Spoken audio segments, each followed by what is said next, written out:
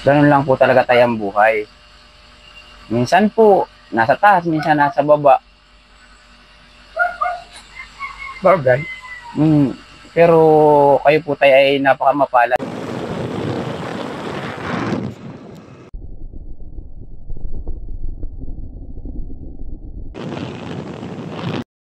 Isang mapagpalang araw sa inyo mga kasamaritans. Ngayon po ay nandito tayo sa Barangay Marilag sa Bayan ng Calawag dahil po may nag-message po sa ating FB page na meron daw po tayong nangangailangan ng tulong dito. Si tatay, isa pong simulat sa pulpo hindi siya nakakakita at na mild stroke pa. Kaya po bibigyan po siya natin ng kaunting tulong. Kaya tara mga kasamaritans. Dito.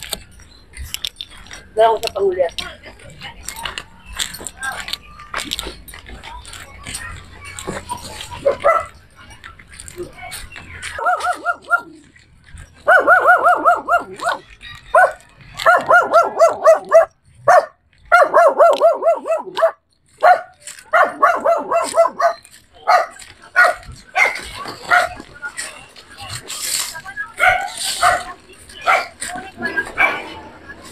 Nandito po ang munting tahanan ni tatay. Dito po siya nakatira sa maliit na kubong ito. At dito po umiikot ang mundo niya araw-araw. Tara mga kasamaritans. Magandang tanghali po.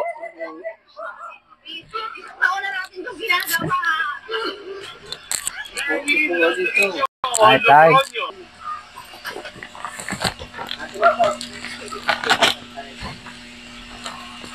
Magandang tanghali din Ito lang to. Kumusta po tay? ito. Naligot, nagpunas. Wow, parang fresh na fresh si tatay ngayon tayo po ba nagtanghalian na tay? Di pa, wala pang ulam.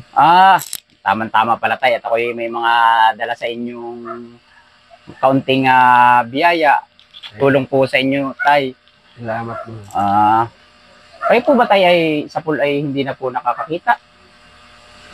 Nabuhag, nawala ang aking paningin. Yung dati nakakatikita ko konti. Nawala sa akin nung ang edad ko ay 15.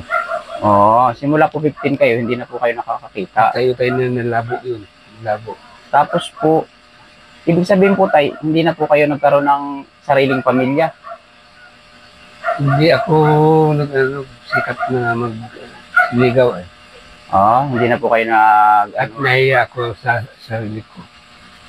Di bali po, simula po nun ay mag-isa lang po kayo lagi. Oo. Mag-isa ako namumuhay. Mag-isa ka lang pong namumuhay. Nung dati, nakakapagtrabaho pa naman ako. Yung pagkukopras. Ano ba yung pagkukopras? Opo. Nabanggit nga po nung pamangkin nyo na kahit daw po kayo ay hindi nakakakita ay kayo daw po ay talagang nakakapagtrabaho pa rin sa kuprahan. Oo. Ano pong ano nyo doon? Bunot? Ganun. Lahat na. Lahat po? Kakabilib naman po Pati talaga kayo. Pagluluto. Kayo pa rin. Ako nagluluto ng kadlun, ang kupras. Pag wala yung katulong ko. Ay, bali, yan, ano po tatay, kailan po kayo na mild stroke?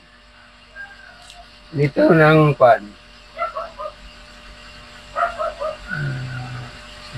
60 na ako yun. Pero 60 ang ako na ito. Ay, ilang taon na po ba kayo ngayon, tay? 65 na. 65 na po. Mabuti naman po at ano kayo tayo, may mga pamangkin po kayo na laging nakaagapay sa inyo. Dahil kung wala po, edi mas mahirap po yung buhay. Mahirap talaga. Lalo na dinatnan ako ng ganyang problema. Di ko malaman sa sarili.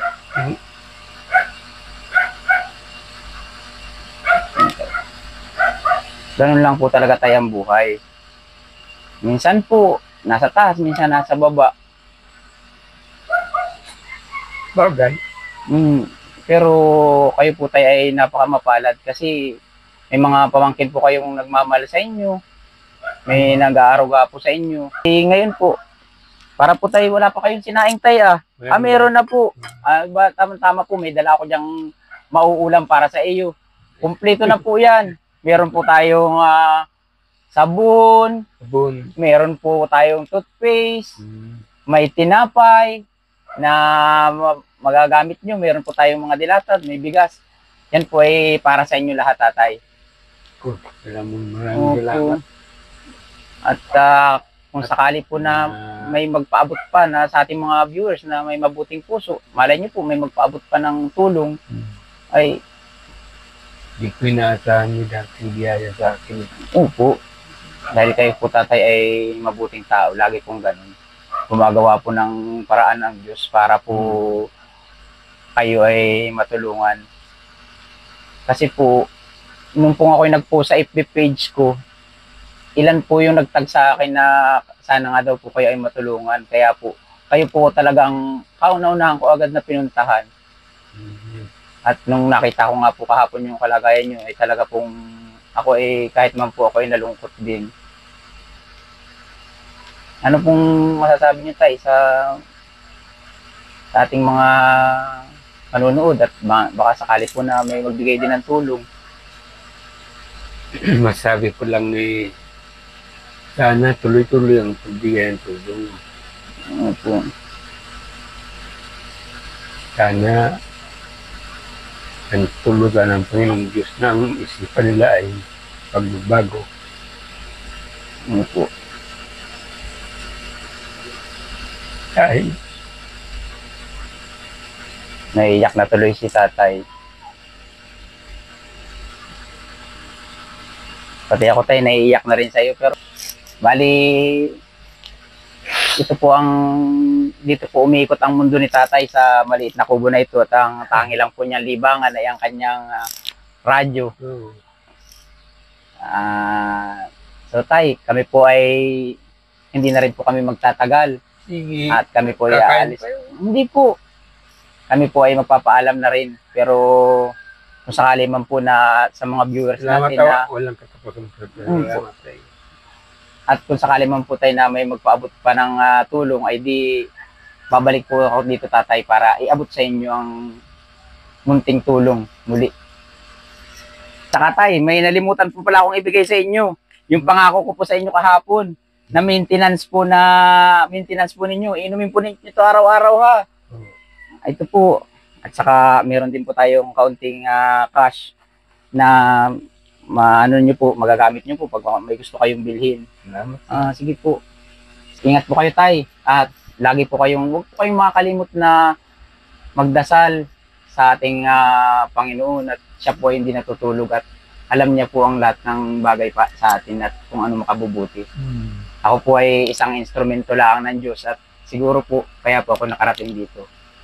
Ingat po kayo lagi, tay. Sa mga nais pong magpaabot ng tulong kay tatay, message lang po kayo sa aking FB page at ito po ay makakarating po kay tatay. Huwag po tayong magsawa na tumulong sa ating kapwa dahil sabi nga po ay minsan lang po tayo daraan dito sa mundo. Mag-iwan po tayo ng magandang bakas.